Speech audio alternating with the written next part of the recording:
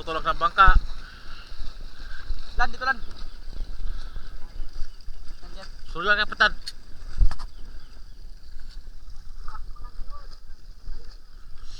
Lan, labas yan. Kapon na, labas na kami. Mababaw ngayon dito kapon na kami? Halos parehas. Ha? Halos parehas. Hindi, mas mababaw yun. Hindi na, kasi dito, balandra na tayo. Nung papasok. Hila na natin to na kapon, pabaliktad. Eh dito.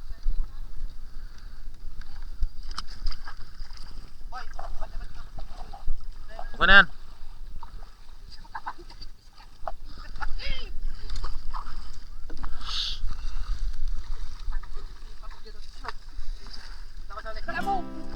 And yes, welcome back guys sa panibagong adventure natin ngayong araw.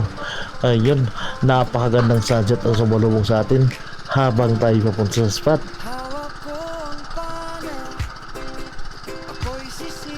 And this time nga pala guys ay low tide na, kaya ayan si Rilan.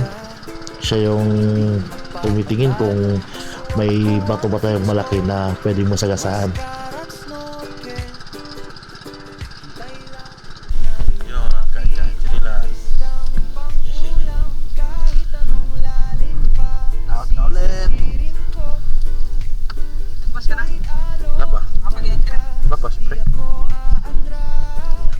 Ang akin, boss, dinagay ko lang sa visit.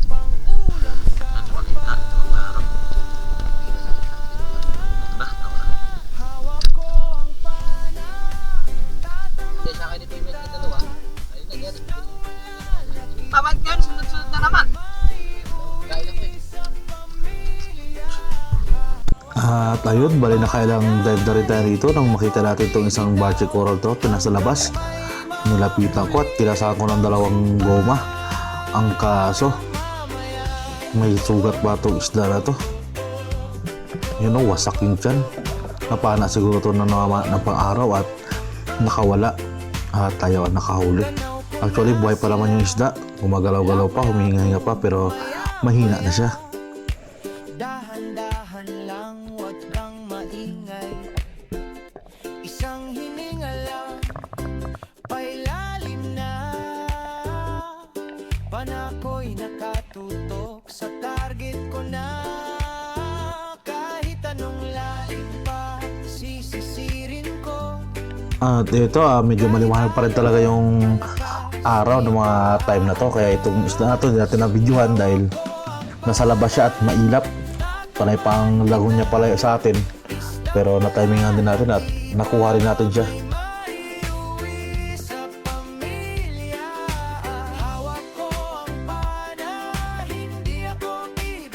At ito, silisilip natin yung isang butiti sa ilalim ng bato. Napakalaki niyan guys.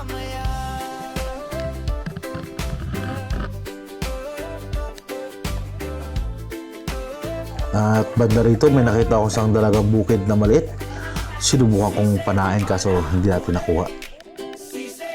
And this time isang para yung nakita natin. Ganito talaga yung mga paborito nating posisyon ng isdang to para panain.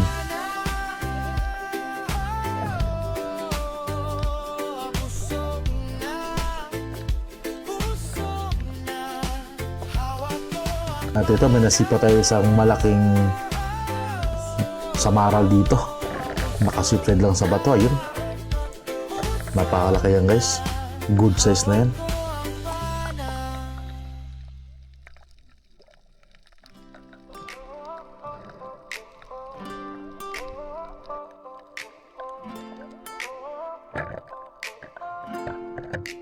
Hawak ko ang pana, ako'y sisid na sa ilalim ng dagat. At ito isang pusit yung target natin dito. Kaya nag-blink yung ilaw natin para hindi siya sumibat ng langoy palayo. At ayun, kinalapitan natin at nadali rin natin. Ayan siya. Andun siya, hindi siya tumago sa shot natin. Malakas, di ako aatras. Basta't may mahuli pang ulam sa hapag. Hawak ko ang pana. Pagka ganitong puset yung nadali natin guys ay sinisecure agad natin yan. Nilalagay agad natin sa ating lagayan, baka makawala pa. Sayang rin. At yun, another puset yung nadali natin dyan guys. Parang puset para sa gabing ito. Ito medyo malaki-laki ng konti doon sa naunang nadali natin.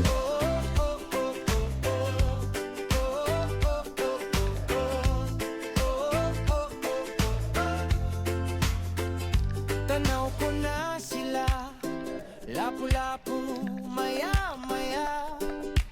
Dahan-dahan lang, wag kang maingay. Isang hininga lang, pailalim na. Panako'y nakatutok sa target ko na. Kahit anong lalim pa, sisisirin ko. Kahit alon malakas, di ako aatras. Hawak ko ang pana. At this time naman guys ay isang honeycomb grouper yung naging target natin at ayun, tinamaan naman. Stone shot. Hindi na nagawa pang kumirig dahil diretso patay siya guys. Bibitaw hanggang may mahuli pang sugba. Mamaya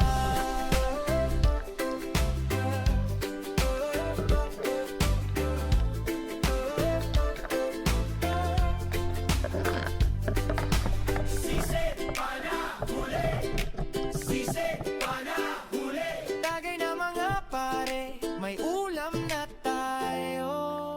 At dito isang paro pa rin yung naging target natin dyan. Hindi na nakunan ng maayos ng camera dahil nasa ilalim talaga. At ito ay ganoon din naman. Isang paro rin pero na-block din ng bato yung video natin kaya hindi rin nakunan ng maayos. Hawak ko ang pana.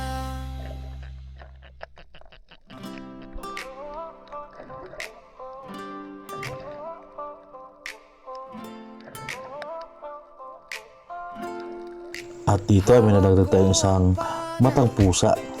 Good size na rin kaya ayun, kinuha na natin. Ilalim ng dagat, hindi magpapatalo. Suot ko ang fins ko, mascara at snorkel. Hintay lang na lumapit ang isdang pang-ulam. Kahit anong lalim pa, sisisirin ko. Kahit alon malakas, di ako aatras. Basta't may mahuli pang ulam sa hapag. Hawak ko ang pana, tatama. At ito, biglang dumilim ang paligid. Nakadali tayo ng good size na pusit dito guys. Ayan, hindi ko pinapatay ang camera yun. Talagang naanuhan na talaga ng tinta ng pusit ng ata niya. Kaya dumidilim ang paligid. Ma-maintain na kaon yung camera natin. At medyo malaki-laki na rin itong pusit na to. Sinecure ko muna para siguradong makuha natin. Medyo nahirapan tayo dito ng konti kasi hindi siya napuruhan nung pinana natin. Ayan, pinatay muna natin siya. Maya, dahan-dahan lang, wag kang maingay. Isang hininga lang, pailalim na. Panako'y nakatutok sa target ko na. Bale, ito ang naging trophy fish natin ng dive na to guys. Isang malaking pusit. Kahit alon Ayan, napakalaki niyan guys. Para sa akin good size talaga. Pasiguragan natin lagay sa lagayan. At baka masayang at baka wala pa. Pero patay na siya yan. Sigurado na talaga yan. Ulam na yan. hindi ako bibitaw hanggang may mahuli pang sugba.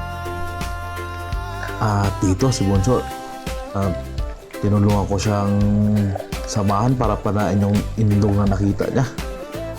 Ang kaso, pinasok sa bato yung shop, hindi agad nahugot dahil dumula sa gloves niya yung yung shop natin kaya hindi nakuha yung isda. At yung time na rin hindi nakuha kaya nabuo na lang kami. At naman na kami na ulit ng kanya-kanya.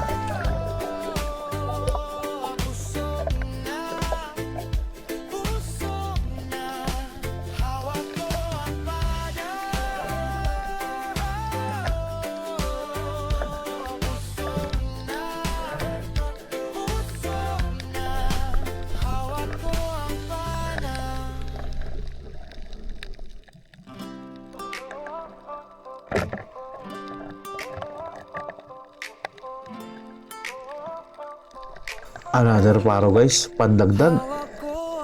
Mataba-taba yung paro na yan. Ako'y sisid na sa ilalim ng dagat.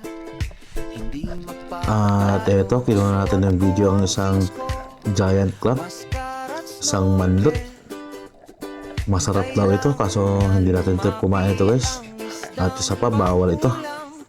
kahit anong lalim pa, sisisirin ko. Kahit alon malakas, di ako aatras. Basta't may mahuli pang ulam sa hapag. Hawak ko ang pana. At ito, hindi sa kalayuan. Nasipat akong isang oblong dyan, isang Barchi Coral Trout, nakasingit sa bato. Ayun, hindi nakagalaw. Daling-dali, kirig-kirig lang. Good size na.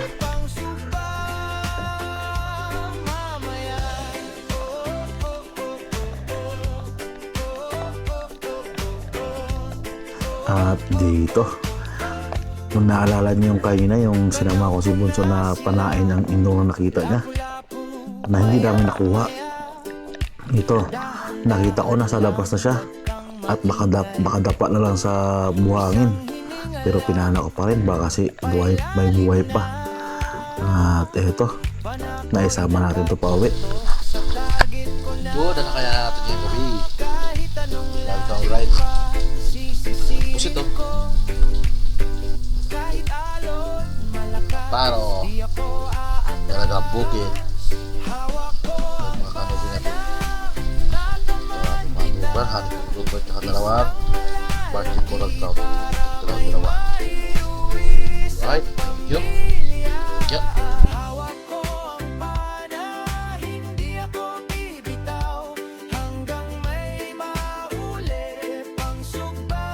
At yes, kung nakarating ka pa dito, maraming salamat po sa pinunod. At sana ay huwag po kayo magsawang suportahan ang aking munting channel. At malaman natin kung mag-improve ang ating ability sa larangan ng paninisid. At hanggang dito na lang, maraming salamat ulit. At palagi po tayo mag-iingat.